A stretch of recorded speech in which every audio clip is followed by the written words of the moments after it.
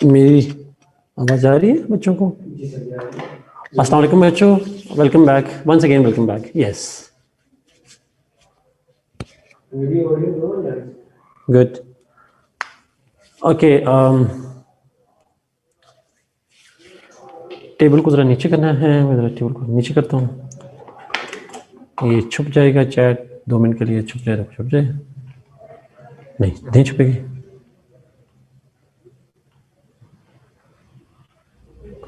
Okay, खाली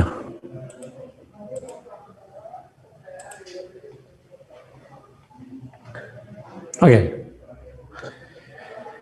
okay जी, next Pakistan के constitution को भी ज़रा कर लेते हैं डिस्कस।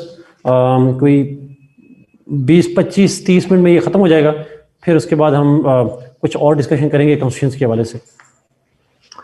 अच्छा, जब कॉन्स्टिट्यूशंस को हम पढ़ रहे हैं तो साथ में जो पाकिस्तान के हवाले से कॉन्स्टिट्यूशंस हैं उसमें कंपैरिजन पे सवाल अक्सर आता है। Comparison of the 3 constitutions 1956, 1962 and 1973 constitution of Pakistan. इन तीनों कॉन्स्टिट्यूशंस के कंपैरिजन पे भी सवाल आता है और ये भी हम यहाँ पे डिस्कस कर रहे हैं चार्ट के अंदर, चूँकि मैंने बनाया हुआ है। बुक जिनके पास है उसके अंदर भी है ऑलरेडी। आसमान से कोई शायद टाइपो मिस्टेक हो रही है। अच्छा, तो वो कॉन्स्टिट्यूशन का कंपैरिजन यहाँ पे स्टेबल फॉर्म के अंदर मौजूद है। अच्छा, याद रखिएगा प्लीज़, मेरे ख्याल में इस पे हम बात कर चुके हुए हैं। कोई बात नहीं आसमान। अच्छा, आप लोगों से मैं इस बात पे मेरे ख्याल में हम बात कर चुके हैं कि कंपैरिजन कैसे करना है, लेकिन आज भी आखिरी 15 मिनट में हम बात करेंगे दोबारा कि कॉन्स्टिट्यूशन का कंपैरिजन या इस पे क्वेश्चन कैसे अटेम्प्ट करना है। आखिरी 10-15 मिनट के अंदर मैं दोबारा इस पे बात करूंगा, बट इस तरह टेबल बना के नहीं करना, कैसे करना है वो बाद में आएंगे। But let's start with comparison of the 3 constitutions. पहले कॉन्स्टिट्यूशन पे चलते हैं, 1956 कॉन्स्टिट्यूशन। जो 1956 कॉन्स्टिट्यूशन है उसको ड्राफ्ट जिसने किया था, ड्राफ्ट से मतलब है उसकी जो रिकमेंडेशंस थी, they were actually defined and developed by the second constituent assembly of Pakistan. जो पाकिस्तान की दूसरी कॉन्स्टिट्यूएंट असेंबली है उसने इसको डेवलप किया था, ड्राफ्ट किया था। और इसको ड्राफ्ट करने के बाद, क्योंकि पहली कॉन्स्टिट्यूएंट असेंबली के साथ क्या हुआ था, what happened to the first constituent assembly, अगर आप में से किसी को ने पढ़ा हो या याद हो। डिसॉल्व हुई थी। तमीजुद्दीन केस, केस पे तो केस हुआ था 1054 1954 में उसको डिसॉल्व किया था उस वक्त के गवर्नर जनरल गुलाम मोहम्मद ने, एग्जैक्टली साथ। तो उसके बाद फिर जो सेकंड कॉन्स्टिट्यूशन असेंबली थी दैट वाज, अच्छा पहली कॉन्स्टिट्यूशन असेंबली इलेक्टेड थी, तो दूसरी कॉन्स्टिट्यूशन असेंबली जो थी दैट वाज अपॉइंटेड वन।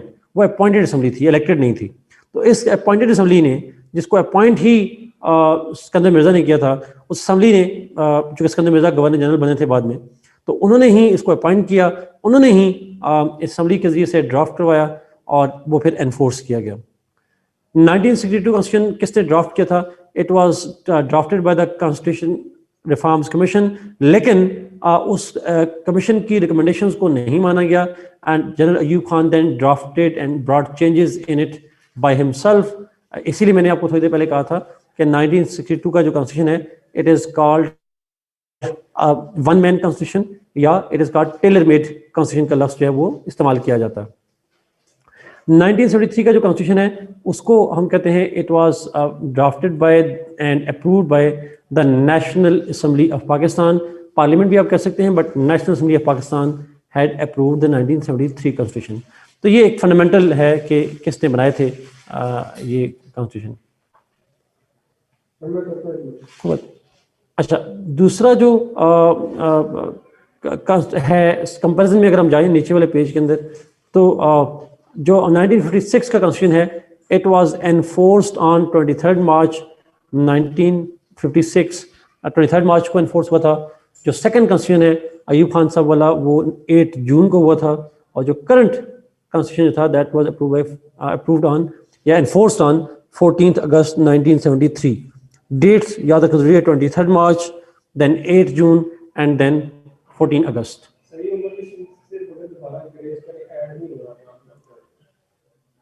इसको क्या करूं? ये कैसे, उसे कैसे कहूँ, उससे तो आवाज़ ही नहीं जा रही। ये उमर बशीर को नहीं ऐड हो पा रहे हमसे जी। ओके सर, ठीक है। ओके अच्छा, ये ऊपर सवाल है मेरा का the 73 constitution was approved by the National Assembly. Yes, it was. Mustafa ने कहा the constitution of 56 was abrogated by Iskander Mirza, right. पहला constitution को एब्रोगेट किया था इस्कंदर मिर्जा साहब ने, दूसरे constitution को एब्रोगेट किया था जनरल यहिया खान ने, और तीसरे constitution को अभी तक एब्रोगेट नहीं किया गया। No Saira, no it is not. 72 constitution का इंटरम constitution मौजूद था, इतना जानना काफी है, मजीद इसके बारे में जानना जरूरी नहीं है आपके लिए, किसी भी पेपर में जरूरी नहीं है। अच्छा नेक्स्ट, तमाम तीनों कॉन्स्टिट्यूशन जो हमारे पास हैं जी, दे आर रिटन कॉन्स्टिट्यूशंस। ये तीनों कॉन्स्टिट्यूशन हमारे पास रिटन कॉन्स्टिट्यूशंस हैं। अयूब खान ने क्या किया था? टू कॉन्स्टिट्यूशन, अयूब खान ने कॉन्स्टिट्यूशन के साथ कुछ नहीं किया था, उसने 1962 का कॉन्स्टिट्यूशन बनाया था सिर्फ।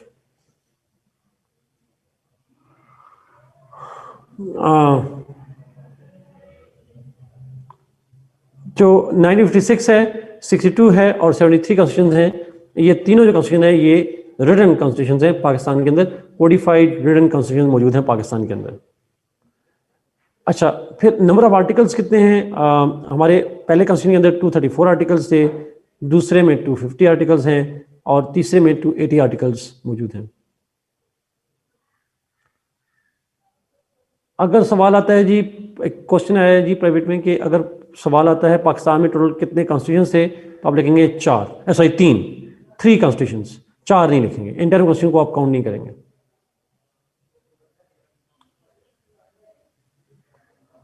पाकिस्तान का 56 constitution was abrogated, 62 was abrogated, लेकिन 73 कॉन्स्टिट्यूशन वाज सस्पेंडेड और held in abeyance twice. Ziaul हक ने भी किया था सायरा, और उसको किया था मुशर्रफ साहब ने भी किया, दोनों ने किया। ओके, नंबर ऑफ आर्टिकल्स पे हमने बात कर ली, अब जरा कंटेंट पे जाते हैं। तीनों कॉन्स्टिट्यूशन को हम कहते हैं they are partly reject. Partly reject से मतलब है उनकी amendment required 2/3 majority. Constitution amend करने के लिए 2/3 मेजॉरिटी। पाकिस्तान में किसी भी कॉन्स्टिट्यूशन में स्टेट्स की अप्रूवल नहीं चाहिए।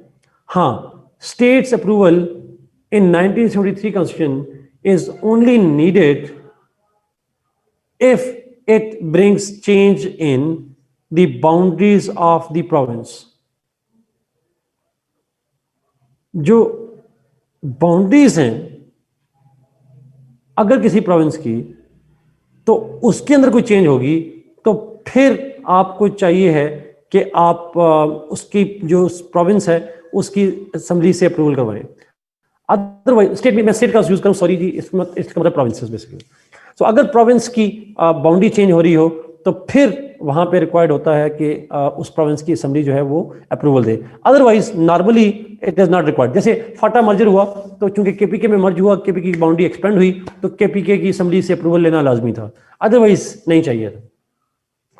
सो लेकिन 2/3 मेजॉरिटी चाहिए तो सिर्फ हमारी पार्लियामेंट की चाहिए, चाहे वो जो भी पार्लियामेंट है, यूनिकैमरल है, बाईकैमरल है, जो भी नाम है, उनकी अप्रूवल चाहिए होती है 2/3 मेजॉरिटी से। अगला पॉइंट, हमारे पाकिस्तान के कॉन्स्टिट्यूशन में 1956 के अंदर कहा गया इट्स अ पार्लियामेंट्री सिस्टम। अब पार्लियामेंट्री सिस्टम क्या है आप इसको डिफाइन करेंगे, एक्सप्लेन करेंगे। 1962 कॉन्स्टिट्यूशन में कहा गया we have a presidential system, वो क्या है वो हम पढ़ चुके हैं। और 73 में कॉन्स्टिट्यूशन के अंदर फिर कॉन्सेप्ट आया पार्लियामेंट्री सिस्टम का, और पार्लियामेंट्री सिस्टम जो है वो 73 कॉन्स्टिट्यूशन में मौजूद है पाकिस्तान के अंदर। तो डिफरेंट कॉन्स्टिट्यूशन के हमारे रहे हैं सिस्टम्स। हमारे पास हमेशा एक जैसा सिस्टम नहीं रहा कि हमेशा पार्लियामेंट्री रहा हो या हमेशा प्रेसिडेंशियल रहा हो, ऐसा कभी भी नहीं हुआ पाकिस्तान के अंदर। ओके,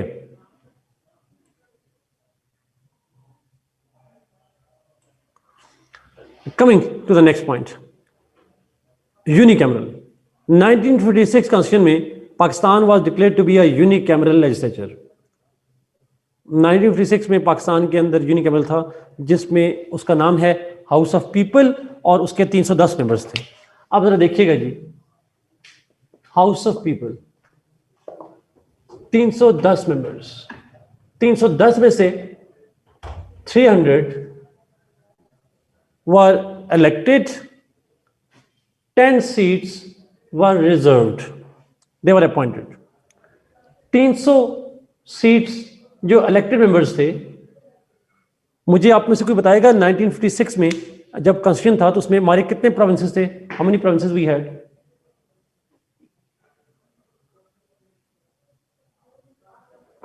दो प्रोविंसेस जी, एक ईस्ट पाकिस्तान एक वेस्ट पाकिस्तान, दो प्रोविंसेस थे। सो दोनों प्रोविंसेस में से ईस्ट पाकिस्तान से 150, वेस्ट पाकिस्तान से 150, equal seats from both houses. That was there in the 1956 constitution. 10 seats जो रिजर्व थी, इन पे इलेक्शन नहीं थे, इनमें पार्टीज नॉमिनेशन करती थी, and that those 10 seats were always also equally divided 5-5, 5 east Pakistan से 5 वेस्ट पाकिस्तान से, इक्वल सीट्स थी खवातीन की भी sort of. Is it clear? Yes, इसको कहते हैं parity formula Hamza, absolutely. Equal seats means parity formula. House of people, house of people में 310 टोटल मेंबर्स, 300 इलेक्शंस के नतीजे में 10 अपॉइंटेड सीट्स, रिजर्व सीट्स। 300 जो इलेक्टेड थी उनमें से 150 from east Pakistan, 150 from west Pakistan, 5 from east Pakistan, 5 from west Pakistan. So somehow equal seats from both wings. That's important. So total members बन गए 310. Is it clear?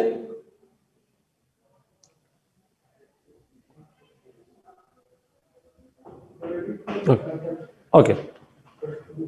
Yes, this is 56 constitution. मैं एक दफा repeat कर देता हूं जी। टोटल 1956 constitution में थी 310 सीट्स, 310, 300 सीट्स जो हैं, जो 300 सीट्स हैं वो इलेक्टेड लोग हैं equally from east Pakistan and west Pakistan, 150-150। और जो 10 सीट्स हैं they are reserve seat for women, जो कि प्रोपोर्शनल रिप्रेजेंटेशन की बुनियाद पे अपॉइंट होते हैं। 5 seats from east Pakistan, 5 seats from west Pakistan. This was the formula for 300 elected, 10 appointed, 150-150 and 5 and 5. Is it clear now? Okay, next पे चलते हैं जी। अगर आप 1962 कॉन्स्टिट्यूशन पे चले जाएं, नेक्स्ट पे, वहां भी यूनिकैमरल हाउस है, हाउस ऑफ पीपल लिखा है जी। This is not the case, यहाँ पे है नेशनल असेंबली, उसका नाम था 1962 के कॉन्स्टिट्यूशन में, अब लफ्ज नेशनल असेंबली है। नेशनल असेंबली जो है कोई बात नहीं शहबाज, नेशनल असेंबली के जो मेंबर्स होंगे 62 कॉन्स्टिट्यूशन के अंदर, अगर आप पॉइंटर में देखें तो पॉइंटर मैंने यहाँ पे रखा हुआ है 1962 के अंदर, और नेशनल असेंबली के सीट्स टोटल हैं 156। अब 156 में से 150 are elected, 6 seats are reserve for women.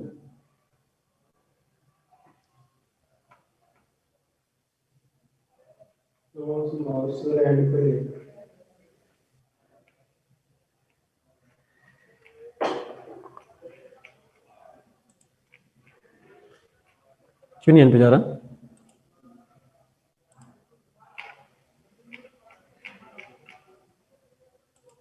ये नासिर को नीचे करना चैट को। अच्छा, 156 टोटल सीट्स हैं जी, और 156 में से 150 इलेक्टेड हैं और 6 जो हैं वो रिजर्व सीट्स हैं खवातीन के लिए। Okay, thank you.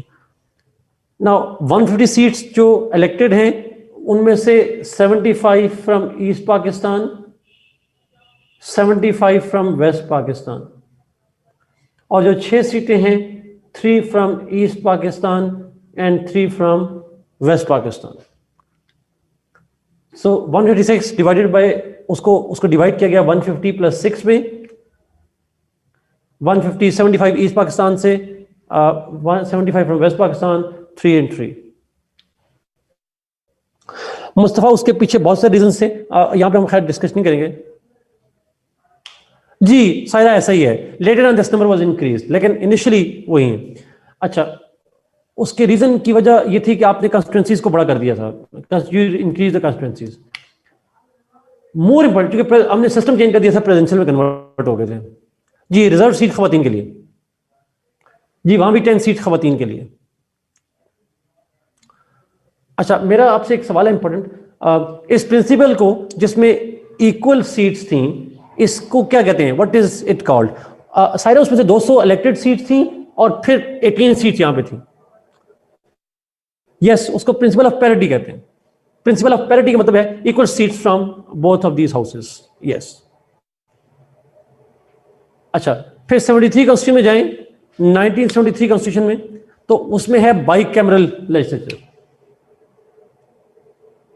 Lower house, upper house is called senate, lower house is called national assembly.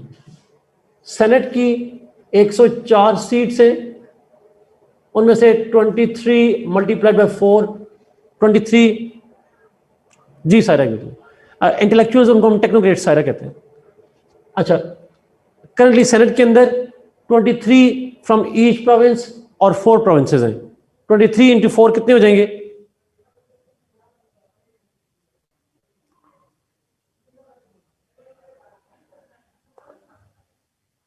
Mustafa माशाल्लाह, आपने फेल कर लिया जनरल साइंस एबिलिटी।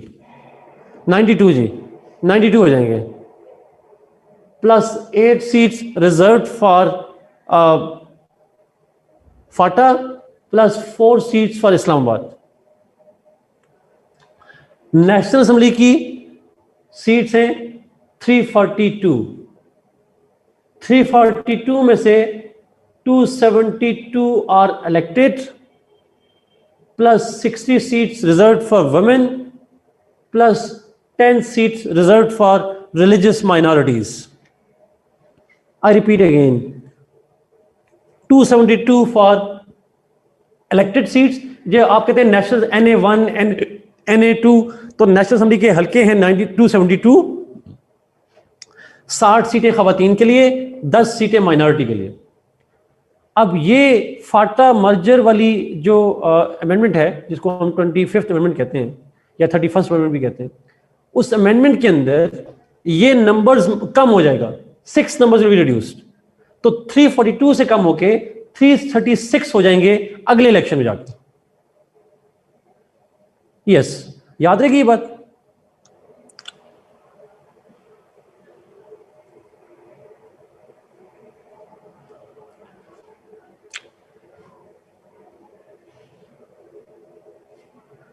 जुल्फकार अपना सवाल पब्लिक कीजिएगा। अच्छा, सेनेट में जो 23 सीट्स हैं जी, इसमें खवातीन भी शामिल हैं, इसमें टेक्नोक्रेट भी शामिल हैं, इसमें माइनॉरिटीज भी इसी 23 में ही शामिल हैं। ठीक है, आके आपका सवाल भी ऊपर भी किन्जा ने पूछा था, ये 23 में से अंदर ही आ जाएंगी सारी चीजें। ये जो जुल्फकार का सवाल है जी, why reserve seats, what is the logic behind it, इसके लिए आपको देखनी पड़ेगी एक इंडियन मूवी है आरक्षण। इट्स अ वंडरफुल मूवी, और फिर आपको आइडिया हो जाएगा, आपको फिर समझ आएगी सीएसएस में कोटा क्यों है, आपको नजर आएगा ये कोटा सिस्टम क्यों होता है। जुल्फकार, अगर आपने देखी है फिर ना पूछा करें। अच्छा, आरक्षण मूवी नाम है, अक्षय नहीं है उसमें शहबाज, उसमें वो है सैफ अली खान है, अमिताभ, सैफ अली खान और ये लोग हैं। बड़ी अच्छी मूवी है। It's about the quota system. अच्छा, मैं रिपीट करूं जी, 23 इन ईच प्रोविंस प्लस 8, उसमें ट्यूशन एकेडमी को भी जिक्र है सारा। 23 प्लस 4 ये सेनेट की सीट्स हैं, हर सूबे में से 23 आते हैं, plus 8 seats from Phata, plus 4 seats from the Islamabad, 4 seat Islamabad से सर। जी एग्जैक्टली फर्क ऐसे ही है। नेशनल असेंबली के अंदर 342 टोटल स्टेट्स हैं,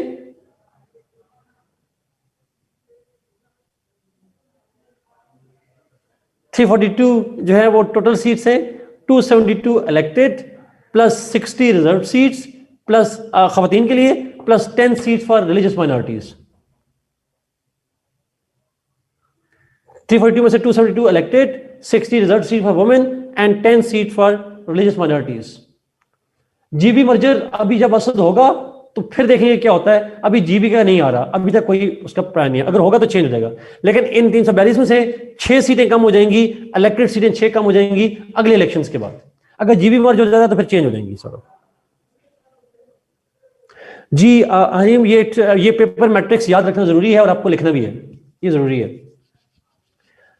रिजर्व सीट्स, अरसलान आपका सवाल, असूल याद रख लीजिएगा, reserve seats are not elected at all, reserve seats are appointed ones. ये जो 60 और 10 है, ये दोनों अपॉइंटेड है। इसको हम कहते हैं, इसका एक फार्मूला है, और वो फार्मूला कहलाता है प्रोपोर्शनल रिप्रेजेंटेशन कहते हैं। मिसाल के तौर पर अगर मैं इसको समझा दूं, ये लिखना नहीं है, सिर्फ समझाने के लिए अरसलान के सवाल में, 60 रिजर्व सीट का प्रोपोर्शनल रिप्रेजेंटेशन का मतलब ये होगा, फर्ज करें इस 272 में से पीटीआई को मिली 50% सीटें, तो इस 60 का 50% यानी 30 सीटें पीटीआई के पास चली जाएंगी, और 10 का 5 सीटें, जितनी परसेंटेज में आप जनरल सीटें जीतते हैं उतनी परसेंटेज में ये सीटें आपकी पार्टी को मिल जाती हैं। पार्टी अपने किसी भी मेंबर को नॉमिनेट कर सकती है, उसके लिए वो नॉमिनेट करेगी तो बंदा बन जाएगा, या बंदा बंदी जो भी है वो बन जाएंगे। ये मुझे प्रोपोर्शनल रिप्रेजेंटेशन वाला बताइएगा, आपको ये समझ आइए कि नहीं? पार्टी के नाम पे, आसमा पार्टी के नाम पे पार्टी अपॉइंट करती है उनको। पार्टी देखिए, मरियम क्या नाम है उनका, औरंगजेब, ये रिजर्व सीट पे आती हैं। ये आपकी जो आई हैं खातून, पंजाब की हेल्थ मिनिस्टर, क्या नाम है उनका, यास्मीन राशिद साहिबा,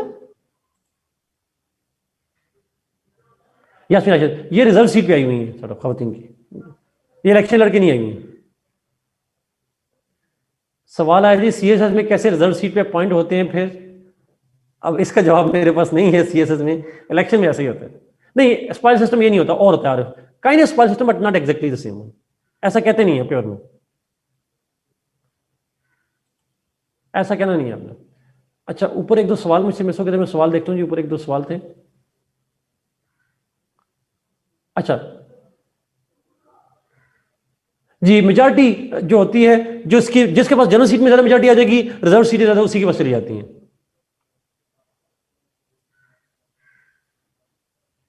मैं 96 वाले पे दोबारा आता हूँ, दोबारा आता हूँ।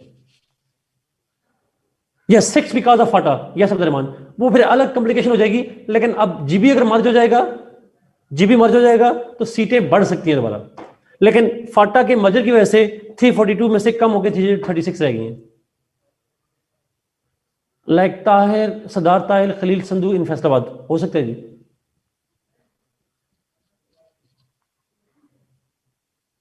जी, माइनॉरिटी भी इसी तरीके से होते हैं, ट्रू।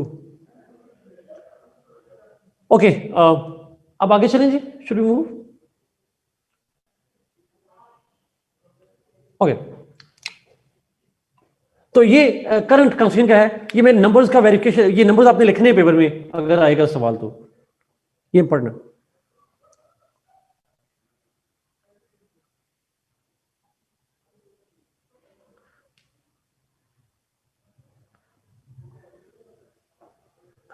अच्छा, सवाल आया जी, लॉजिक क्या है ये 6 सीटें रिड्यूस होने की? ऑनेस्टली स्पीकिंग यहाँ पेपर में तो आपके लिए रेलेवेंट नहीं है कि लॉजिक क्या है, बट जस्ट आइडिया आपको बताने के लिए एक आइडिया आपको बताना चाह रहा हूँ जी। ये सीटें रिड्यूस क्यों होती हैं, बड़ा टेक्निकल है, अगर ना समझ आए तो कोई बात नहीं, परेशान ना होइएगा। यूट्यूब पे इसकी वीडियो देखेंगे तो आपको समझ आ जाएगी। अच्छा, होता है इस तरह से है कि आपकी कोशिश की जाती है कि फॉर एग्जाम्पल फिक्स पॉपुलेशन के लिए एक नुमाइंदा हो। मिसाल के तौर पर अगर एक जगह की आबादी 10 लाख है, सॉरी 1 लाख है, तो 1 लाख के लिए फॉर एग्जाम्पल एक एमपी होना चाहिए। अच्छा, जब आपकी आबादी पाकिस्तान के अंदर फॉर एग्जाम्पल 1 लाख के लिए एक बंदा होगा, तो 342 के हिसाब से आप अपॉइंट कर लीजिएगा। जब आबादी आपकी इस तरह से बढ़े कि इक्वली तकसीम ना हो रही हो, फिर आप क्या करते हैं, आप सीटें कम कर लेते हैं। व्हेन योर पॉपुलेशन इंक्रीजेस, एक खास प्रोपोर्शन में जब इक्वली डिस्ट्रीब्यूट ना हो रही हो, फिर आप सीटें कम करके आप हल्का बढ़ा देते हैं। यानी एक एमपीए अब 1 लाख के बजाय 1,20,000 लोगों को रिप्रेजेंट करता है। आबादी बढ़ती है ना, तो इस वजह से फिर आपको जब हल्का बढ़ता है तो आपको फिर बहुत सीट्स कम करनी पड़ जाती हैं। सो कंस्टिट्यूएंसी की पॉपुलेशन जब बढ़ती है तो बहुत वक्त आपको सीट्स एडजस्ट करने के लिए कम करनी पड़ जाती हैं। तो 6 सीट्स कम करनी पड़ी because Phata became part of KPK, और केपीके की सीटें जो है फिर कम करनी पड़ी, हमें एडजस्ट करनी पड़ी। वैसे हमारे पार्लियामेंट के अंदर ऑलरेडी एक अमेंडमेंट प्रपोज है जिसमें 6 सीटें बढ़ाने की बात की गई है, लेकिन अभी वो प्रपोज ही है, अभी वो पास नहीं हुई। सेनेट ने पास कर लिया, नेशनल असेंबली ने पास नहीं किया उसको। अच्छा, 1956 कॉन्स्टिट्यूशन में 300 सीटें इलेक्टेड हैं, 150 इक्वल, 10 सीटें रिजर्व सीट्स हैं, 5-5। जो 1962 कॉन्स्टिट्यूशन है उसके अंदर 156 है, 150 इलेक्टेड, 6 अपॉइंटेड, 150 में से 75 और 6 में से 3 और 3।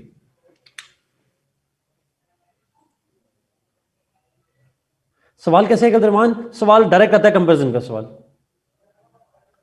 सेनेट में last 4 are women are Islamabad, last 4 are from Islamabad. Women seats are from each province, हर प्रोविंस से वुमेन सीट्स उसी 23 के अंदर रिजर्व हो जाती हैं। Is she Rehman both an MNA and senator? Mustafa, even is it even possible कि एक बंदा MNA भी हो सेनेटर भी हो? ये तो पॉसिबल ही नहीं है।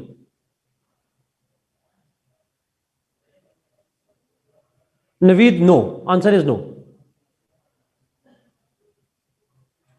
सीट बढ़ाएंगे तो सीट बढ़ाने के लिए आपको पॉपुलेशन भी तो उस हिसाब से देखनी पड़ेगी। ऐसा ना हो कि आप सीट बढ़ाएं लेकिन सीट पूरी ना है, आपको पॉपुलेशन की एक जुडिशियल सिस्टम में देखना पड़ता है, जुडिशियली देखना पड़ता है। जी उस्मान, उसामा, ऐसा ही होता है, ऐसा ही होता है जी। सेनेट की 8 सीट भी खत्म हो जाएंगी जब फाटा मर्ज हो जाएगा। मर्ज तो हो चुका, अगले इलेक्शन जो मार्च से होगा उसमें 96 हो जाएंगी सॉर्ट ऑफ।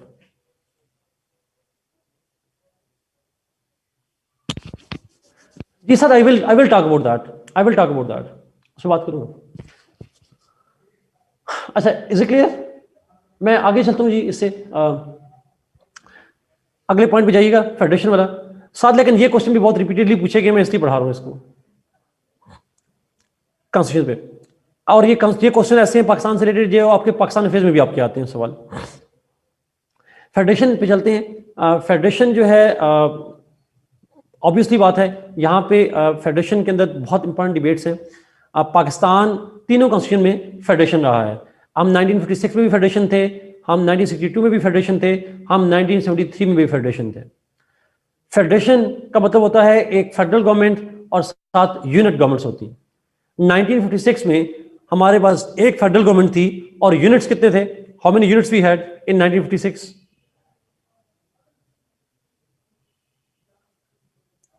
2। 1962 में एक फेडरल सरकार 2 थे।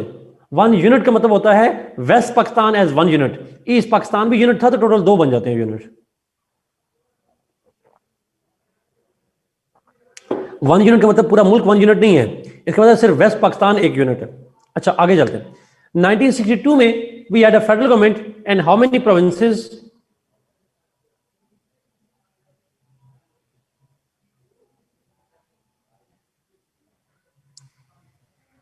जुल्फकार, 1 यूनिट फार्मूले का मतलब यह है कि वेस्ट पाकिस्तान के सूबे मिलाकर एक यूनिट बना था, प्लस ईस्ट पाकिस्तान ऑलरेडी एक यूनिट था, तो एक यूनिट वेस्ट पाकिस्तान में बन गया और एक वहां पे तो 2 बन गए। तो 62 में भी जी हमारे पास 2 ही यूनिट्स थे। 1973 कॉन्स्टिट्यूशन में how many provinces we have?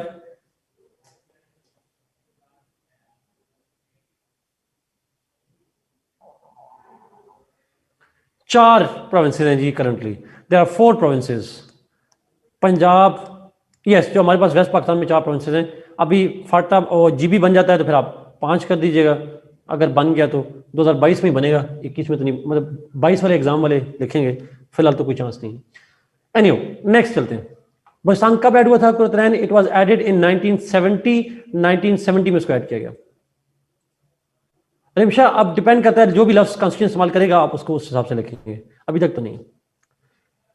अच्छा, जब फेडरेशन होती है तो लिस्ट सिस्टम भी होते हैं। कितनी लिस्ट होती है? यूजुअली 3 लिस्ट होती है, मैंने लिखा हुआ यहां पे।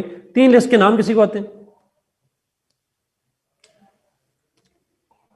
फेडरल लिस्ट, प्रोविंशियल लिस्ट और कंकरेंट लिस्ट। यस, यूनियन का लफ्ज इस्तेमाल नहीं करेंगे। 3 लिस्ट पे फेडरल लिस्ट, प्रोविंशियल लिस्ट और कंकरेंट लिस्ट। यस सर, आप चूंकि पाकिस्तान में यूनिट का लफ्ज इस्तेमाल नहीं करेंगे, वो साइंस में यूनिट का लफ्ज इस्तेमाल करते हैं, लेकिन पाकिस्तान में जब जाएंगे तो आप उसको प्रोविंशियल लिस्ट कह देंगे। तो federal list, provincial list and concurrent list.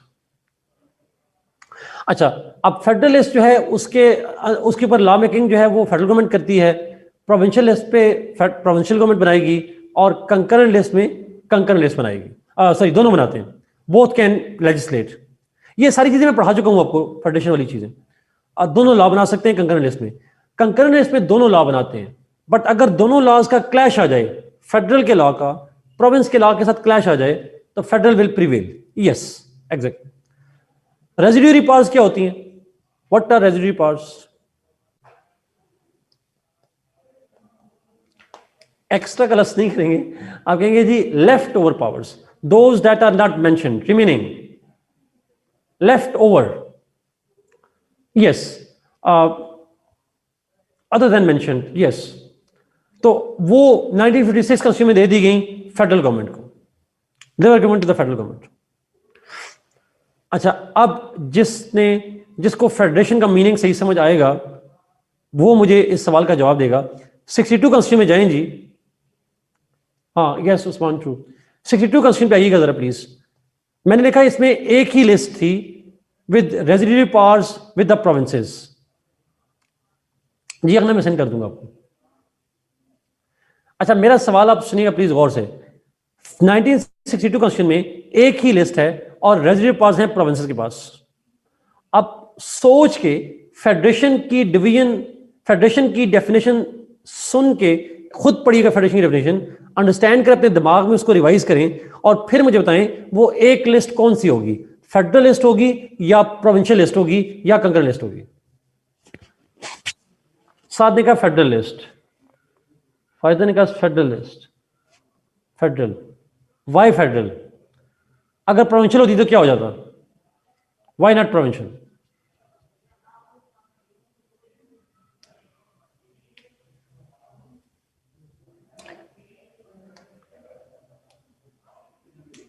Residue with provinces साथ, लेकिन अगर वो एक लिस्ट भी प्रोविंस को दे दी जाती तो क्या फर्क पड़ना था? जमशेद ने कहा वो कन्फेडरेशन हो जाते। दैट्स ट्रू जमशेद, बिल्कुल ठीक कहा आपने। जी फेडरल आया था। मैं जमशेद कन्फेडरेशन नहीं कहूंगा उसको, मैं इसको और तरह से कहता हूं। सुनिएगा प्लीज। एक लफ्ज आपने बोला था सिर्फ, आप सरों ने, किसी ने वो लफ्ज नहीं बोला। अगर एक लिस्ट भी प्रोविंस को दे दी जाती, एक लिस्ट प्रोविंस को दे दी जाती, तो पाकिस्तान एज अ स्टेट रहता ही ना, we would not even be a state. अच्छा, मैं आपसे एक्सप्लेन करता हूं। फेडरेशन वो क्या कहते हैं, वो टाइप ऑफ स्टेट है जिसके अंदर पावर्स फेडरल गवर्नमेंट में और प्रोविंसेस में डिस्ट्रीब्यूट होती हैं। यानी कुछ पावर फेडरल के पास, कुछ प्रोविंसेस के पास। कभी ज्यादा पावर फेडरल के पास, कभी ज्यादा पावर प्रोविंसेस के पास, बट डिस्ट्रीब्यूट हो जाती हैं। लेकिन अगर हम यहां पे रेजिड्यूरी पावर प्रोविंस को दे दें और लिस्ट में पावर भी प्रोविंस को दे दें, तो फेडरल गवर्नमेंट के पास क्या बचेगा? What will be left with the federal government? Zero. अगर वो जीरो है, एक नेशनल गवर्नमेंट ही ना हो, तो इसका मतलब हर प्रोविंस एक इंडिपेंडेंट स्टेट है।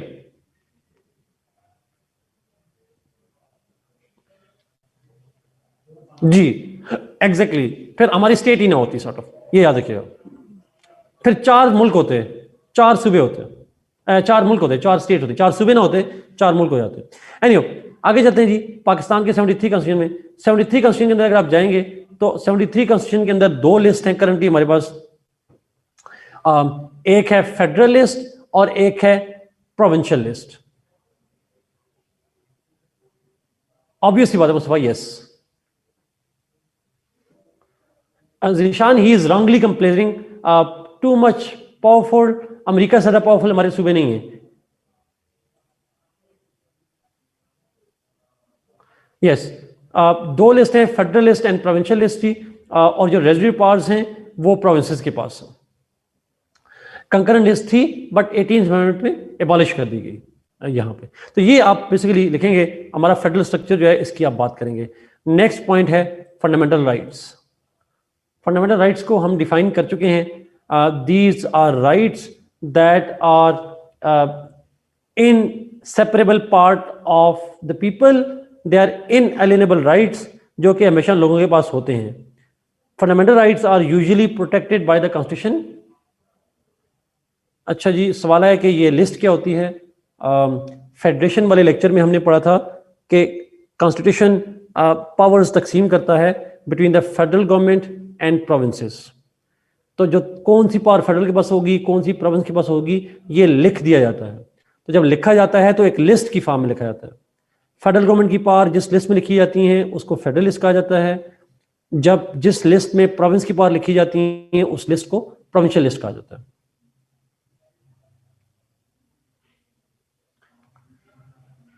Zishan, he says that way, but obviously people disagree with that. हम फेडरेशन वाला डिबेट पढ़ेंगे जिशान में, प्रॉब्ली नेक्स्ट लेक्चर मेरा फेडरेशन पे ही होगा, प्रॉब्ली पाकिस्तान के अंदर उसमें बात करेंगे।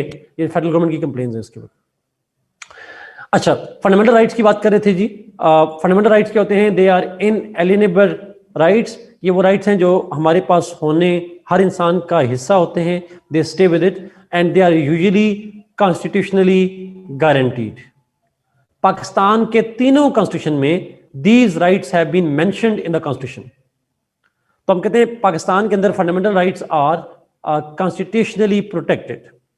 1956 कॉन्स्टिट्यूशन में भी थे, 62 में भी थे और 73 में भी थे। नोबल आर्टिकल 8 to 28, यस मुस्तफा ने कहा 8 से लेकर 28 तक। कुछ राइट्स जैसे आप लिखना चाहें तो आप लिख सकते हैं, जैसे राइट टू, करंट 73 कॉन्स्टिट्यूशन में राइट टू लाइफ है, राइट टू ओन प्रॉपर्टी है, फ्रीडम ऑफ एक्सप्रेशन है, राइट टू एजुकेशन है, राइट टू इंफॉर्मेशन है। डिफरेंट राइट्स हैं, प्रॉपर्टी के, लिबर्टी के, एक्सप्रेशन के, रिलीजन के, ये डिफरेंट राइट्स हैं वो मौजूद हैं थोड़ा। तो डिफरेंट राइट्स आप उसको कोट करेंगे। एक चीज आप लाजमी याद रखिएगा, ट्रैवल का लफ्ज नहीं आके उसमें मूवमेंट का लफ्ज है। They remain same in all three Mustafa? No, some were common, जैसे लाइफ का, लिबर्टी का, फ्रीडम ऑफ एक्सप्रेशन का, रिलीजन का कॉमन है, लेकिन कुछ राइट्स जो मैंने अभी बताए वो 73 कॉन्स्टिट्यूशन में ऐड किए गए। जैसे राइट टू एजुकेशन जो है वो 1973 कॉन्स्टिट्यूशन में ऐड किया गया और राइट टू इंफॉर्मेशन भी 1973 कॉन्स्टिट्यूशन में ऐड किया गया। इंटरम में क्या होता है? इंटरम तो हमने करना ही नहीं है डिस्कस। अच्छा, अब फंडामेंटल राइट्स का आखिरी पॉइंट बड़ा important, these rights are subject to courts scrutiny. यानी if you are denied those rights you can challenge it in court of law. अगर आपका राइट जो हमने जिक्र किया अभी, कोई दूसरा इंसान या गवर्नमेंट का कोई इदारा, if anybody violets these rights you can challenge it in the court of law. Court of law में पाकिस्तान में ये चैलेंज कर सकते हैं। इसीलिए हम फंडामेंटल राइट्स को कहते हैं they are justiciable. Justiciable means you can challenge their violation in the court of law. आपको कोई चलने फिरने से रोक रहा है, आपको कोई डिटेन कर रहा है, आपकी प्रॉपर्टी छीन रहा है, आपकी जान को खतरा कर रहा है, आप उसके खिलाफ कोर्ट ऑफ लॉ में जा सकते हैं। तो it's called justiciable, you can demand justice on that. अब मसला यह है, कॉन्स्टिट्यूशनल लॉ में फंडामेंटल राइट्स पे 20 नंबर का सवाल भी आ जाता है, तो उसमें आप जाने, आपके काम जाने। पॉलिटिकल साइंस में हम इसको शॉर्ट ही रखेंगे, इतनी बात करेंगे। Independence of judiciary, let's start with independence of judiciary. Independence of judiciary का कॉन्सेप्ट हम पढ़ चुके हैं, मेरे ख्याल में मैं इसको रिपीट नहीं करूंगा, जुडिशरी वाले लेक्चर में हमने पढ़ा था उसको। तो पाकिस्तान के तीनों कॉन्स्टिट्यूशन में ये प्रोविजंस हैं जी, that judiciary shall be free and independent, independence of judiciary shall be ensured. ये तीनों कॉन्स्टिट्यूशंस के अंदर लिखी हुई है बात। I don't want to repeat that, I hope आप उसको कर पाएंगे। आई मीन वो हमने पहले से पढ़ा हुआ है।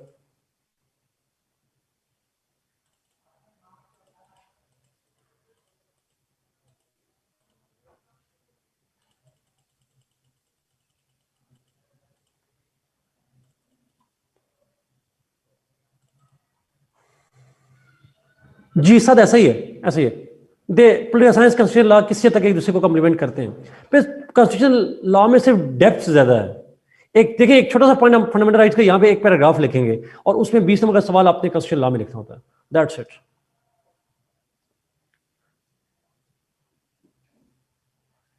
Okay, directive principles of state policy, ये भी बड़ा इंपॉर्टेंट पॉइंट है जी। आइडिया है directive principles of state policy का? कहीं पढ़ा हो तो? कॉन्स्टिट्यूशन लॉ वाला तो नहीं पढ़ा हुआ? कॉन्स्टिट्यूशन लॉ में तो आता है सवाल 20 नंबर का, इंडिया में खासकर। अच्छा, directive principles of state policy का मतलब ये है, ये जरा सुनिएगा प्लीज, नाम जरा लफ्सी मतलब देखिएगा, directive principles of state policy. जी शरियार, एग्जैक्टली ये डायरेक्टिव प्रिंसिपल्स क्या होते हैं? They are actually the guiding principles of the state's domestic and foreign policy. These are the guiding principles for states domestic and foreign policy. एक state की domestic, एक state की foreign policy कैसी होनी चाहिए, उसके बारे में कॉन्स्टिट्यूशन प्रोवाइड्स द गाइडलाइंस। उनको हम कहते हैं directive principles of state policy. Pakistan में शरिया के ऊपर लिखा है आर्टिकल 29 से लेकर 40 तक हैं, 29 से शुरू होते हैं 40 तक हैं, मुझे इसका कंफर्म नहीं है, but let's trust Shahriar on that. Article 29 से आर्टिकल 40। नाउ ये मैं मिसाल देता हूं छोटी सी, पाकिस्तान में क्या लिखे हुए हैं, तीनों में कॉमन लिखे हुए हैं। फॉर एग्जांपल लिखा हुआ है कि जी state shall create an environment in which people can live their life according to Islam.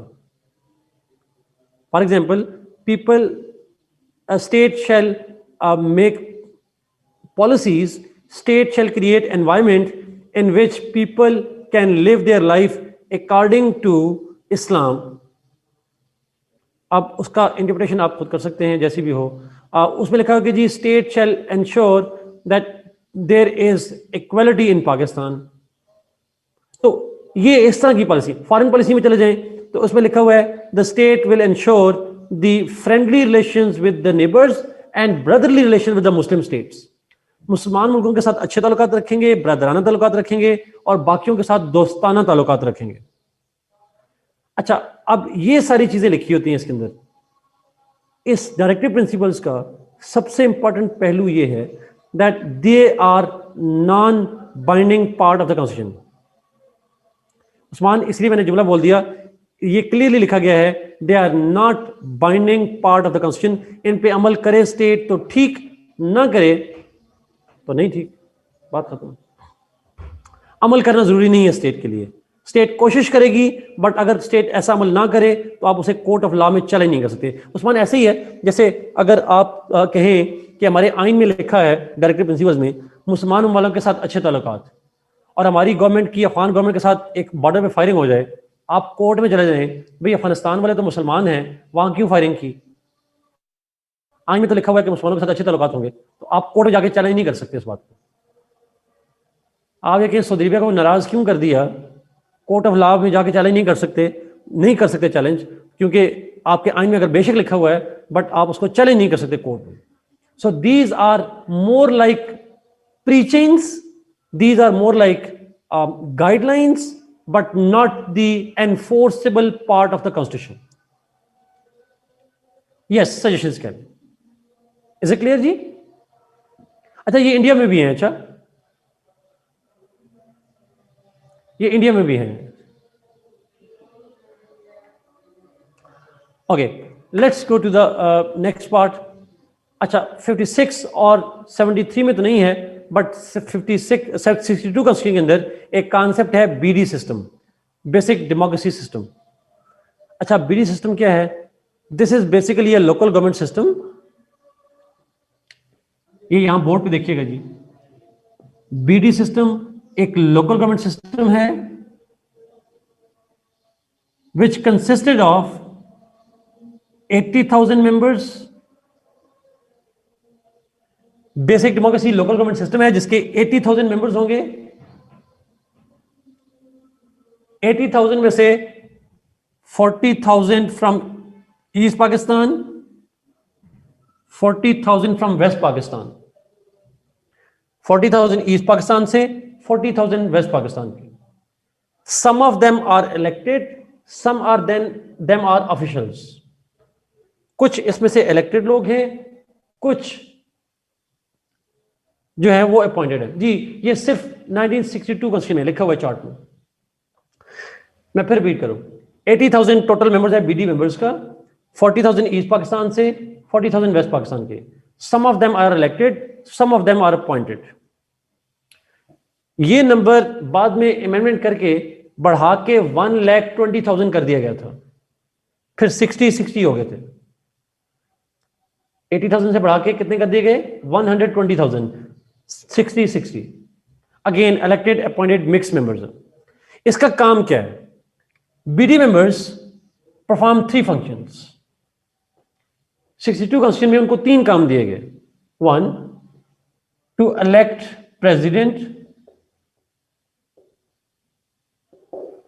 President of Pakistan को इलेक्ट करना है, इलेक्ट नेशनल असेंबली, ये जो हमने नेशनल असेंबली लिखी है ये वाले लोग, इनको इलेक्ट करना है, और तीसरा काम है to act as local government system, as a local government system के तौर पर काम करना। Elect the president, elect the national assembly and act as local government system. ये बेसिकली काम है जी इनका। यस, इलेक्टोरल कॉलेज नोबल कह सकते हैं। प्रेसिडेंट को इलेक्ट करके नेशनल असेंबली को भी इलेक्ट करेगी, और यस शहबाज, मैंने जब यहां पे कहा था नेशनल असेंबली के अंदर 150 इलेक्टेड हैं, तो ये लोग इनडायरेक्टली इलेक्टेड हैं, इनको इलेक्ट जो है वो लोकल गवर्नमेंट सिस्टम करेगा। फातिमा जिन्ना साहबा की जब इलेक्शन हारी थी तो she lost elections at the hand of bidis. अवाम ने बीडीज को वोट डाले थे, बीडीज ने आगे उनको वोट नहीं डाले थे।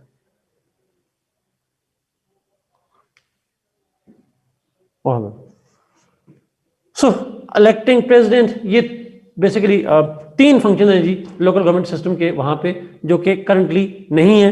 56 में भी नहीं था, 73 में भी नहीं था, ये सिर्फ 62 कॉन्स्टिट्यूशन के अंदर ऐड किया गया। जी शहबाज, बूट्स तो खैर मैंने भी पहने पर मैं लाइक नहीं करता।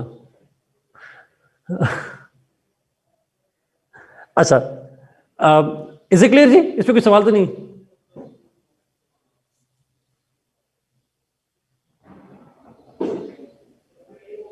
ओके, नेक्स्ट पे चलते हैं।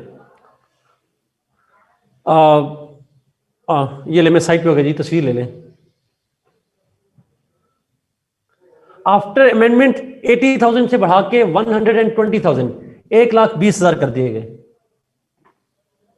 ओके, नेक्स्ट पॉइंट पे जी 56 और 62 कॉन्स्टिट्यूशन में ये प्रोविजन नहीं है, बट 73 कॉन्स्टिट्यूशन में आर्टिकल 6 वाज एडेड जी, जिसके अंदर जो कॉन्स्टिट्यूशन को एब्रोगेट करेगा, जो सस्पेंड करेगा, that person shall be guilty of high treason.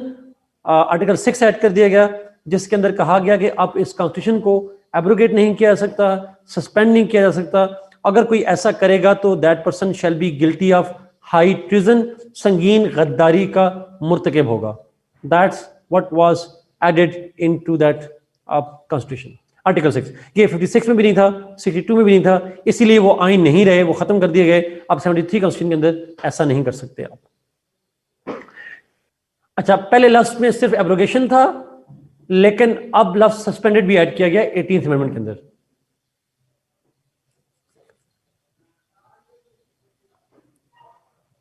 अच्छा, ये पूछा गया जी सवाल कि ये 50% क्या है। मैंने सिर्फ ये बताया था 50% में कि 272 इलेक्टेड होते हैं, 60 रिजर्व और 10 खवातीन के लिए और 10 माइनॉरिटीज के लिए। मैंने मिसाल दी थी, फर्ज करें एक पार्टी को अगर 50% सीट यहां मिलती हैं तो इसका 50% उसको सीट मिल जाएंगी, इसका 50% उसको मिल जाएंगी। तो मैंने समझाने के लिए किया था, उसको आपने लिखना नहीं है पेपर में।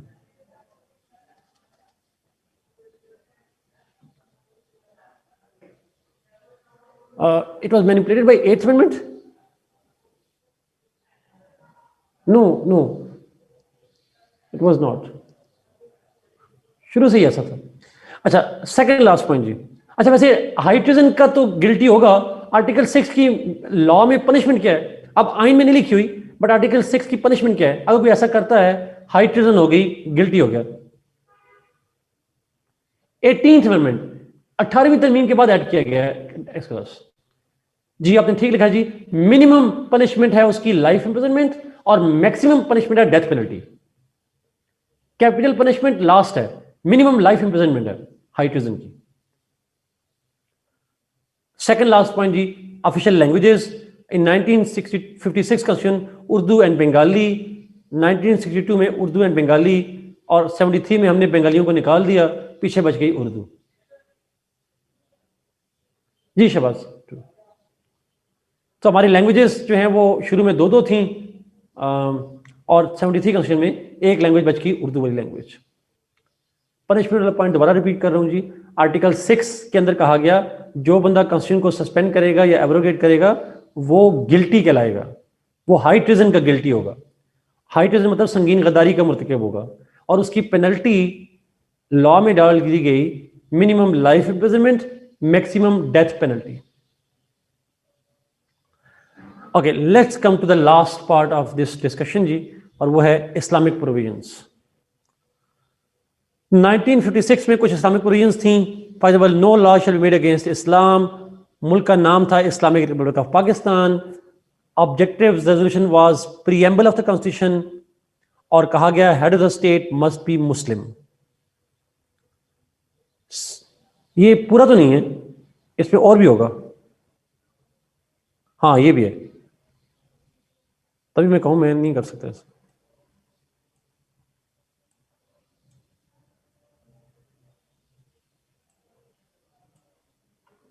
आई डोंट नो क्यों नहीं हो रहा जी छोटा, बट अगर मैं इसको करने की कोशिश करूं तो शायद हो जाए। हाँ अब हो गया पूरा, मैंने उसे बड़ा कर दिया। नोप शहबाज, नोप, बिल्कुल भी नहीं, नहीं नहीं नहीं, बिल्कुल भी नहीं। अच्छा आऊंगा इसके ऊपर। 19 head of the state must be Muslim, और एक लफ्ज ऐड किया गया, और वो था वो लफ्ज ऐड किया गया establishment of commission for Islamic recommendations. एक कमीशन बनाया जाएगा जो कि इस्लामिक लॉज के हवाले से रिकमेंडेशन देगा। इस्लामिक लॉज के हवाले से रिकमेंडेशन देने के लिए एक कमीशन बनाया गया था 1956 कॉन्स्टिट्यूशन के अंदर। 62 कॉन्स्टिट्यूशन में जाएंगे, again no law against Islam, Islamic republic of Pakistan. अब यहां पे शहबाज आप वाला पॉइंट आएगा। इस 62 कॉन्स्टिट्यूशन में ओरिजिनली जब कॉन्स्टिट्यूशन का पहला ड्राफ्ट अप्रूव किया गया उसके अंदर लफ्ज था पाकिस्तान का जो नाम होगा that shall be Republic of Pakistan. फिर प्रोटेस्ट हुए थे और गवर्नमेंट ने कहा था गलती से हो गया, और उन्होंने नाम ऐड कर दिया इस्लामिक रिपब्लिक ऑफ पाकिस्तान। नहीं सायरा, मैं इसको करेक्ट करता हूं अभी आपको। ये जो पॉइंट आप उठा रहे हैं कोई और पॉइंट है, मैं इस पे आ रहा हूं इसको। अच्छा, 62 कॉन्स्टिट्यूशन में ओरिजिनल ड्राफ्ट में लफ्ज रिपब्लिक ऑफ पाकिस्तान था, लेकिन फिर अमेंडमेंट की गई और कहा गया जी क्लरिकल मिस्टेक है, और नाम चेंज करके Islamic republic of Pakistan add किया गया। ये एक डेवलपमेंट हुई थी 62 के अंदर जाकर। दूसरी डेवलपमेंट भी है, वो भी 73 में आके बताता हूं। अच्छा, फिर 62 कॉन्स्टिट्यूशन में एक और बात भी की गई, एडिशनल पॉइंट, वो था advisory council of Islamic ideology. वो जो पहले कमीशन का लफ्ज था उसी कमीशन की जगह पे advisory council of Islamic ideology बनेगी, जो अगेन एडवाइस करेगी रिगार्डिंग इस्लामिक लॉज। 73 कॉन्स्टिट्यूशन में इस्लामिक प्रोविजंस क्या थी? यहां पे जो चीज आप बात कर रहे हैं वो चीजें हैं जी। एक, no law shall be made against Islam, Islamic republic of Pakistan मुल्क का नाम रखा गया। ऑब्जेक्टिव रेजोल्यूशन, अब 73 में प्रीएम्बल नहीं है, 73 में objective resolution has been made part of the constitution. अब ये आइन का लाजमी हिस्सा है। अच्छा, ऑब्जेक्टिव रेजोल्यूशन का इस्लामिक प्रोविजन से क्या लिंक है? क्योंकि हमारी सॉवरेनिटी अल्लाह के पास है, ये बात ऑब्जेक्टिव रेजोल्यूशन में लिखी हुई है। Sovereignty belongs to Allah, it is written in the objective resolution. अब जो आइन का हिस्सा है, पहले दोनों कॉन्स्टिट्यूशन में ये आइन का हिस्सा नहीं था। एक चीज। Next, head of the state और हेड ऑफ द गवर्नमेंट दोनों का मुसलमान होना जरूरी है 73 कॉन्स्टिट्यूशन में। और फिर हमारी बन गई CII, council of Islamic ideology. तीनों में इदारों का नाम डिफरेंट था, पहले में कमीशन, दूसरे में एडवाइजरी काउंसिल, इसमें भी इस्लामिक आइडियोलॉजिकल काउंसिल। जी, it was more made more Islamic Shahbaz. और फिर आर्टिकल 62 और 63 ऐड किए गए। आर्टिकल 62-63 में कहा गया मेंबर ऑफ पार्लियामेंट बनने के लिए सादिक अमीन होना जरूरी है, प्रैक्टिसिंग मुसलमान होना जरूरी है। CCI नहीं नोबल, CII, council of Islamic ideology.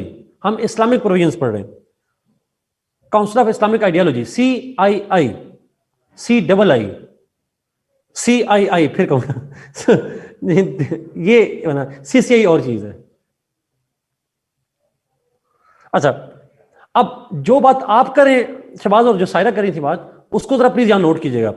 73 constitution में आखिरी पॉइंट है और सबसे इंपॉर्टेंट पॉइंट है, प्लीज गौर से सुनिएगा। 73 कॉन्स्टिट्यूशन में, जी सद ऐसा ही है, ऐसा ही है, जरा प्लीज मेरा पॉइंट गौर से सुनिएगा। 73 कॉन्स्टिट्यूशन में पहली दफा for the first time Pakistan official religion was defined. 56 में स्टेट रिलीजन नहीं था, 62 कॉन्स्टिट्यूशन में स्टेट रिलीजन नहीं था, 73 कॉन्स्टिट्यूशन में पहली दफा कहा गया पाकिस्तान की जो स्टेट है उसका ऑफिशियल रिलीजन इस्लाम होगा। Islam shall be the official religion of Pakistan, ये चीज पहली दफा 73 में ऐड की गई। ठीक है, नाम मुल्क का जो था वो हमेशा से इस्लामिक रिपब्लिक ही रहा, सॉर्ट ऑफ।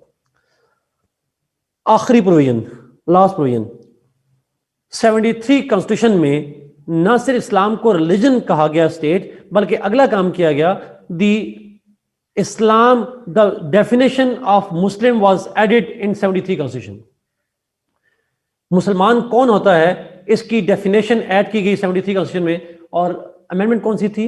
आर्टिकल 2 में इसके अंदर अमेंडमेंट की गई, मेरे ख्याल में पहली अमेंडमेंट थी, फर्स्ट अमेंडमेंट थी, yes I guess first amendment मेरे ख्याल में यही थी या सेकंड थी, पहली दो में से कोई एक अमेंडमेंट है जी, मैं शायद मिक्स कर रहा हूं। एक बांग्लादेश को रिकॉग्नाइज करने पे थी, एक इस पे थी नॉन मुस्लिम्स की करने से, सेकंड अमेंडमेंट है। Okay, thank you for correcting मी।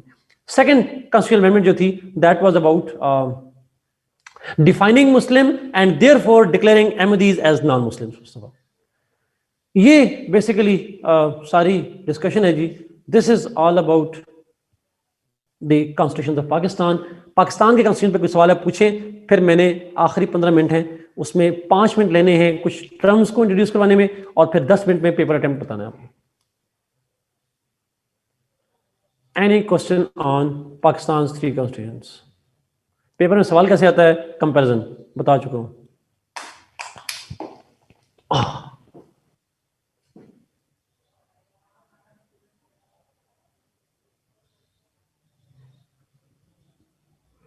कोई सवाल नहीं है।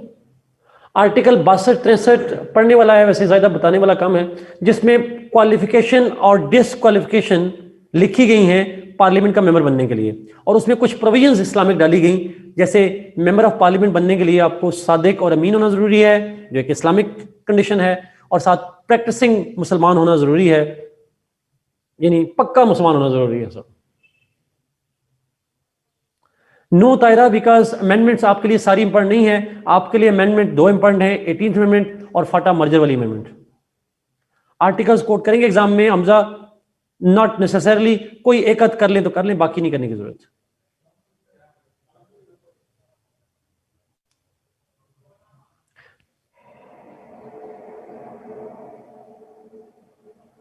पाकिस्तान नेम वाज 56 कॉन्स्टिट्यूशन में हमारा नाम था Islamic republic of Pakistan, 62 constitution में शुरू में नाम था रिपब्लिक ऑफ पाकिस्तान, बाद में नाम चेंज किया गया Islamic republic of Pakistan.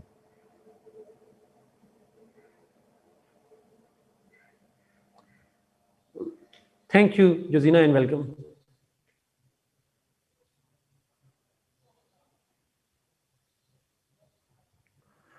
Okay जी, आरिफ, मैंने ये नहीं कहा 2 लिस्ट नहीं हो सकती, मैंने ये नहीं कहा था 2 लिस्ट हो सकती थी, लेकिन जो एक लिस्ट थी आरिफ, वो मैंने कहा, मैंने ये कभी नहीं कहा कि 2 लिस्ट नहीं हो सकती। 2 लिस्ट हो सकती हैं, बट एक ही लिस्ट थी, और एक लिस्ट मैंने कहा था प्रोविंशियल लिस्ट नहीं हो सकती, बिकॉज रेजिडरी पावर जो थी वो ऑलरेडी प्रोविंसेस के पास थी, ये मैंने कहा था। सवाल है जी, ऑब्जेक्टिव रेजोल्यूशन में 56-62 ने नहीं ऐड, 1956 कॉन्स्टिट्यूशन और 1962 कॉन्स्टिट्यूशन में ऑब्जेक्टिव रेजोल्यूशन जो है वो उसके प्रीएम्बल का हिस्सा है, कॉन्स्टिट्यूशन का एनफोर्सेबल पार्ट नहीं था, वो उस कॉन्स्टिट्यूशन के अंदर बाइंडिंग पार्ट नहीं था वो। 73 कॉन्स्टिट्यूशन में उसको बाइंडिंग पार्ट ऐड किया गया।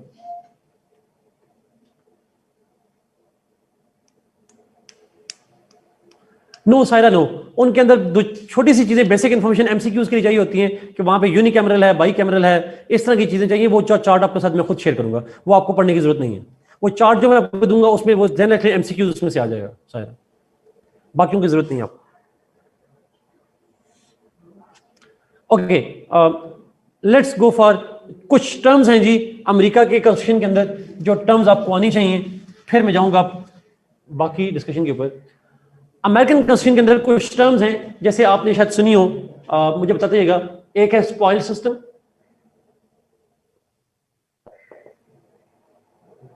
एक है सेनेटोरियल कर्टेसी,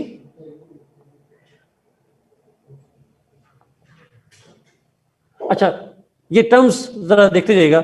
स्पॉइल सिस्टम क्या होता है? ये अमेरिका, ये सारी टर्म्स अमेरिका के अंदर है, अमेरिका की बात हो रही है।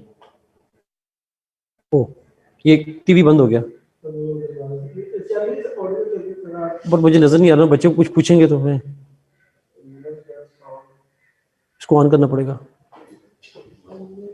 आगे आगे आगे आगे आगे आगे, आप बच्चों को सुन रहे हैं तो आप मुझे देख भी रहे हैं, पर मैं आपको नहीं देख पा रहा तो मुझे नहीं। अच्छा स्पॉइल सिस्टम क्या होता है मैं बोलता जाता हूं, पता नहीं आपने क्या लिखा है। System is the power of the, yes yes आ गया, नजर आ गया मुझे, paternalism. No it's not winner gets all Shahbaz, it's different. Spoil system का मतलब यह है that the president has the power, discretionary power to appoint anybody on executive post, executive भी और डिफरेंट पोस्ट भी। जिन जिनको भी प्रेसिडेंट अपॉइंट करता है, he can appoint the people of his own liking, his own फेवरेटिज।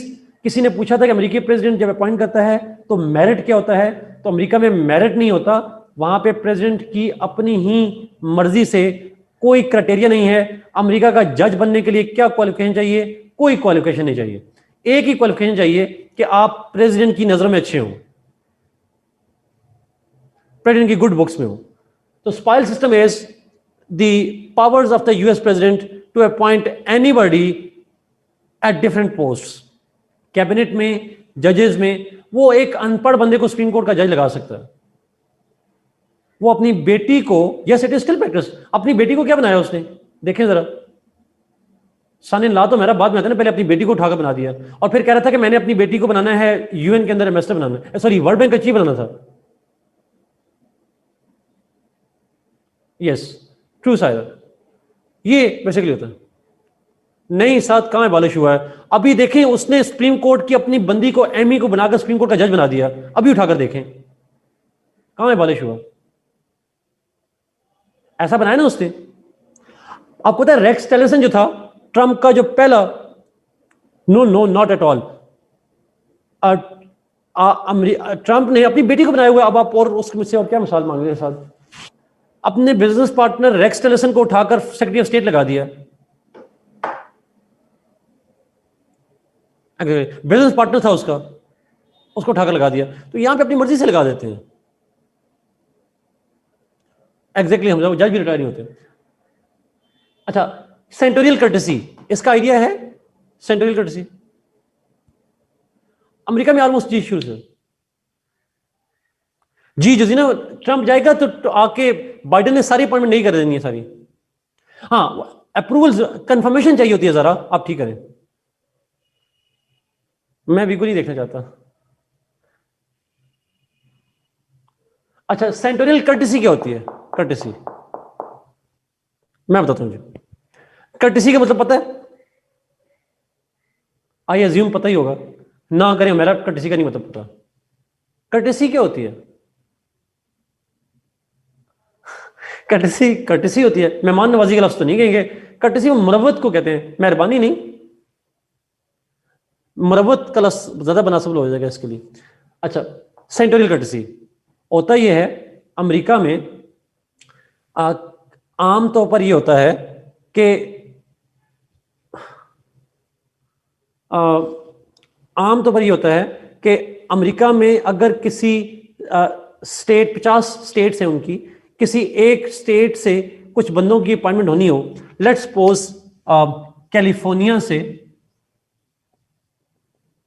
एक बंदे को एम्बेसडर लगाया जा रहा है, कैलिफोर्निया का सिटीजन है, उसे एम्बेसडर लगाया जा रहा है किसी मुल्क में, पाकिस्तान में लगाया जा रहा है। अब कैलिफोर्निया के कितने सेनेटर्स होंगे सेनेट में?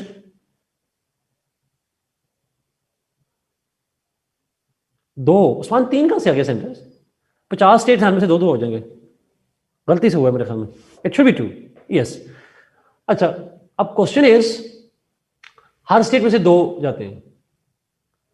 अब कैलिफोर्निया इंक्लूडिंग, अच्छा, कैलिफोर्निया से एक बंदा है, कोई आम सा उनका सिटीजन है, कोई भी एक्सपर्ट है, उसे एम्बेसडर लगाना है। अब कैलिफोर्निया के 2 सेंटर्स हैं। अमेरिका में अगर एम्बेसडर अपॉइंट होगा तो किसने कंफर्म करना है? Who needs to confirm it? Senate ने करना है, एग्जैक्टली। अब सेनेट के 100 मेंबर्स जब बैठते हैं तो कैलिफोर्निया के 2 सेंटर कहें कि इस बंदे को हम जानते हैं and we approve this person, तो वहां रवायत यह है, कन्वेंशन यह है कि बाकी सेनेटर्स उसे अप्रूव कर देते हैं, दे अप्रूव इट। समझ आई बात?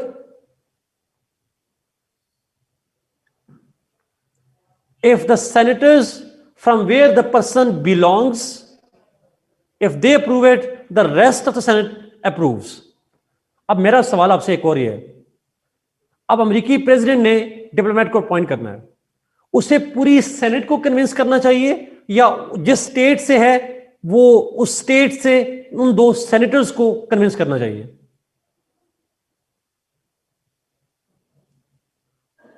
ऐसा ही ना, उन स्टेट, उसको 100 के पास जाने की जरूरत ही नहीं है, उन स्टेट्स के 2 सेनेटर्स को कन्विंस कर ले।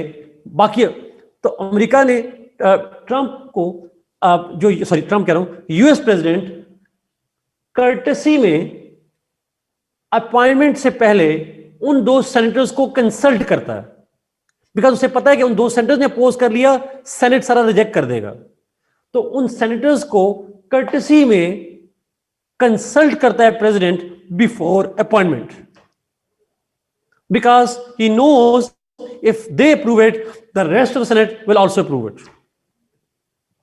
इफ दे रिजेक्ट इट, तो सेनेट से अप्रूवल मुश्किल हो जाएगी, नामुमकिन तो नहीं होगी, मुश्किल हो जाएगी। इसको हम कहते हैं senatorial courtesy. Is it clear? Next,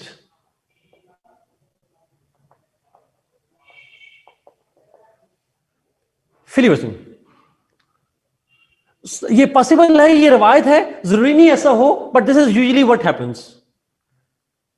her state के सेंटर्स 6 साल के लिए होते हैं, उसके बाद चेंज भी हो जाते हैं। ये रवायत है, जरूरी नहीं कि ऐसा हो। In simple word, the president as a courtesy consults the 2 senators from where his appointee belongs. The president consults the 2 senators from the state from where the appointee belongs. उसको हम कहते हैं सेनेटोरियल कर्टेसी। फिलिबस्टरिंग सुना हुआ है? फिलिबस्टरिंग ये American history वालों ने पढ़ा होगा फिलिबस्टरिंग का।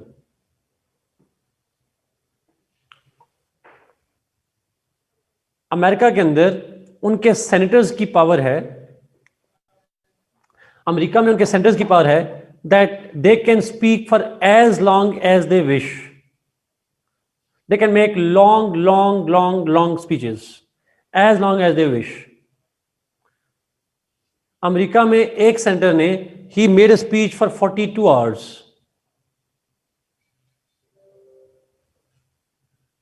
42 आवर्स। मैं अगर गलत नहीं हूं, आप गूगल से वेरीफाई कर लीजिएगा, but I guess around 42 hours. अच्छा, उसने क्या स्पीच करनी है? उसने क्या स्पीच करनी है? उसको ही can speak what ever, novel पढ़ सकता है, अखबार पढ़ सकता है, गाने गा सकता है, he can talk what ever he like. नहीं, दरम्यान में खाना भी खाते हैं शमायूं, ऐसा नहीं है कि खाना नहीं खाते, बट ब्रेक जो होती है वो होती है, but he can speak for as long. इस फ्रीडम को कहते हैं फिलिबस्टरिंग फॉर सेनेटर्स ओनली। ये आपने कल पढ़ना है, आपने कल पढ़ के बताना है कि ऐसा क्यों करता है। Okay, but they have this right to, यही कह रहा हूं, ये आपने पढ़ के बताना है तैमूर के क्यों करता है। मैं इसे आप पे छोड़ रहा हूं, थोड़ा सा काम दे रहा हूं आगे। No, not entertainment obviously. अगला पॉइंट, जेरीमेंडरिंग। ये स्पेलिंग आप देख लीजिएगा, यही है कि नहीं है। जेरीमेंडरिंग पता है किसको? सुना जेरीमेंडरिंग? एक सैलेमेंडर होता है ना, ये जेरीमेंडर है। अच्छा, टॉम एंड जेरी चलें कोई बात नहीं, उस्मान बहुत सारे काम पहले दफा होते हैं। जेरीमेंडरिंग क्या होती है? Gerrymandering is the power of the president, the power of the president to decide about electoral districts in a way to suit his own party. मैं फिर भी कहूं, it is the power of the president to make electoral districts, to make boundaries of electoral districts in order to suit his party interests. आसान लफ्जों में वो election की जो हल्का बंदियां होती हैं वो इस तरह से करे प्रेसिडेंट कि अपनी पार्टी को सपोर्ट कर सकता है, वो हल्का बंदियां चेंज करके अपनी पार्टी को फेवर कर सकता है। इसको हम कहते हैं जेरीमेंडरिंग power. So gerrymandering is the power of the president to redefine electoral boundaries to suit his own party.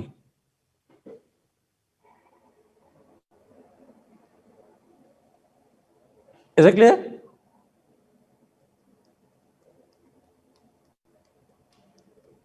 Pakistan में इसको धांधली कहते हैं। शमायूम, अच्छा मैं दोबारा करता हूं, पहले इसको बताइए जी जेरीमेंडरिंग का, फिर फिलिबस्टरिंग में बाद में आऊंगा।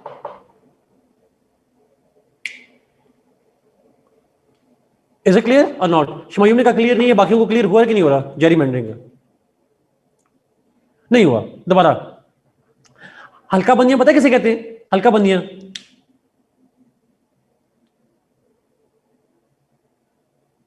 जिनको समझ नहीं आई उनसे पूछा हूं।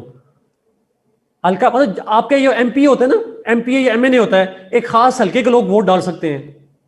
NA 88, NA sort of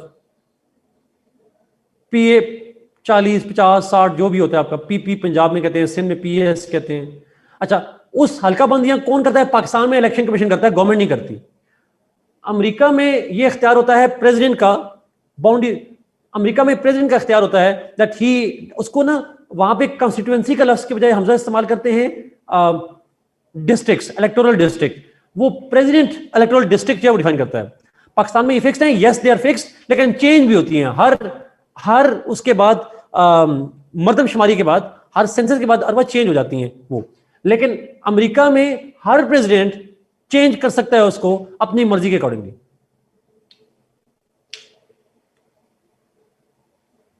ji Hamza, exactly that's the point. आखिरी सबसे मजे की चीज, और वो है आपने शायद एक टर्म सुनी हो, एक बड़ी इंटरेस्टिंग टर्म है।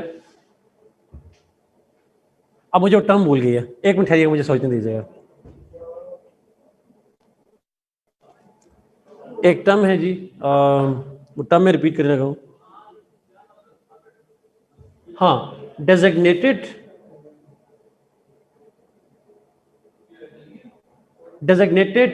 सर्वाइवर।